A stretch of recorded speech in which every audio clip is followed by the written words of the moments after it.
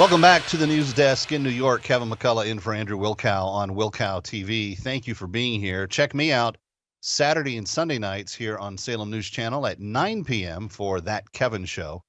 We will be breaking down some of the week's biggest stories and have a lot of fun along the way. Nothing fun these days about being Jill Biden. Dr. Jill Biden, the wife of the President Joe Biden.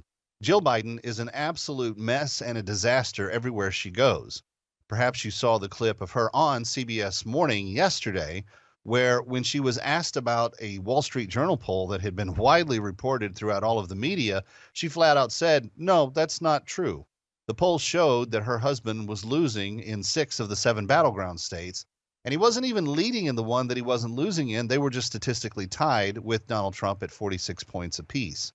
Now, Dr. Jill Biden is going even further, inserting herself into the mess between Israel and Gaza. Here's how Fox News put it this afternoon.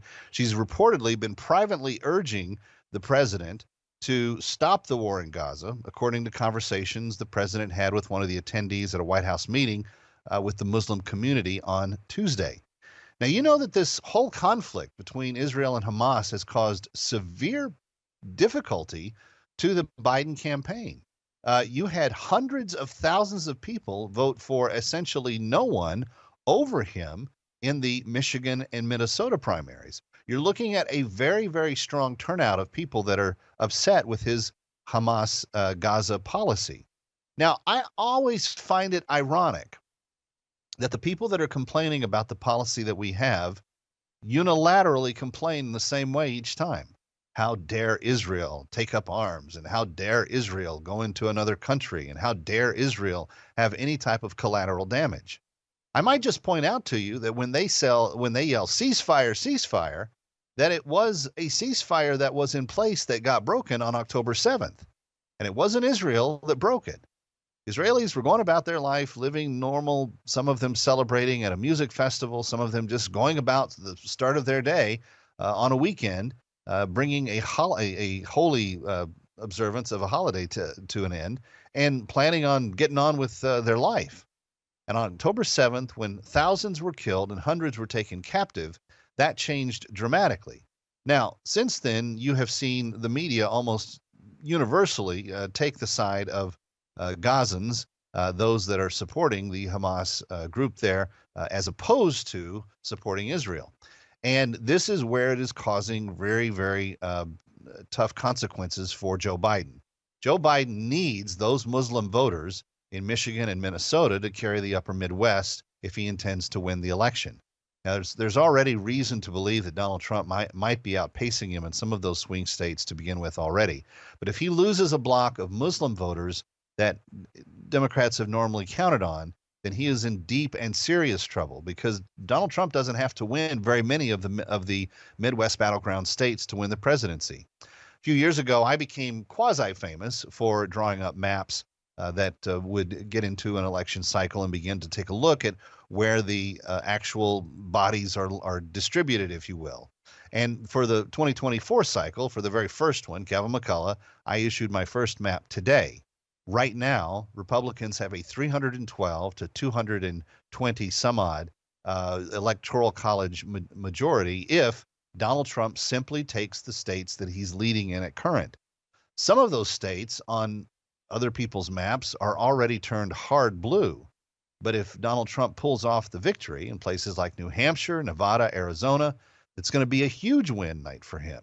If he just simply holds the upper Midwest, Wisconsin, Michigan, and possibly Pennsylvania, it will still be a rout. But if he gets Pennsylvania, if he gets Michigan, Wisconsin, Georgia, and North Carolina, that's all he needs to win the election if he holds everything that he took in 2020. My point is simply this. Team Biden is in desperation mode right now.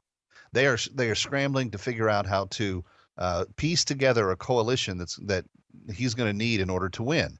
And they also don't have those Zuckerberg drop boxes every 200 feet in urban centers where they had them in 2020. In fact, in some states, they've been banned outright. Wisconsin will not have Zuckerberg drop boxes this go around. In fact, all of the COVID-19 provisions that Wisconsin had approved for the election in 2020 were ruled unconstitutional by their Supreme Court. So if you don't have that Muslim bloc voting for Democrats, then surely Joe Biden needs to call on others, Latinos and African Americans, to solidify his coalition. Here's the problem with that. Latinos overwhelmingly are supporting Donald Trump in ways that they have not supported recent Republican candidates. By the way, hint, hint, sneak, sneak. Remember Ron DeSantis flipping those two counties in Florida in his reelection as governor? Remember the surprise and shock that were on people's faces in national reports because he had done so? Picture that same type of revolution happening for Donald Trump on a nationwide level, because you have more Latinos more upset with this administration than they've been with any Democrat administration in quite some time. And it's not going the way they thought it was going to. He thought if he pandered on illegal immigration that Latinos would vote for him. It's turning out to be the opposite. American Latinos are saying, no, we are legally here. We want to make sure that people that are coming are also legally here as well. They're taking our jobs, they're moving into our neighborhoods, and they're bringing crime with them that we ran from in those other countries. And then there's the piece de resistance. Jill Biden may try to convince herself that it's not happening, but President Joe Biden is shedding African American voters by close to 25 to 28% of their total number. If Donald Trump gets even half that, 12 to 14%, he will have a surprisingly big win on election night in November. But if he actually pulls in 25 to 28%, the amount that he's polling at positively with African Americans right now, Joe Biden's duck is cooked. There is nowhere else to go. So now comes the big question. Do they keep Joe on the ballot, and will he actually be the nominee come November 5th? Jill Biden is saying, yes, my husband's up for the task. The only problem is this. Every time they roll Joe Biden behind a podium, he is not getting more votes. He's getting fewer votes. Every time he speaks, people wander away from his coalition. The man is old and infirm. Yeah, he's secured the nomination, but he does not look like he is ready to go for a second term. And that's on top of his record that has made him the worst president in the modern era. All right, that's my thought tonight. You want to kibitz it around with me a little bit, send me an email, thatkevinshow@gmail.com. In for Andrew Wilkow as we continue. Up next, we're going to talk a little more about election 2024 and just what it means with Federalist columnist Brianna Lyman. That's straight ahead here on Wilkow.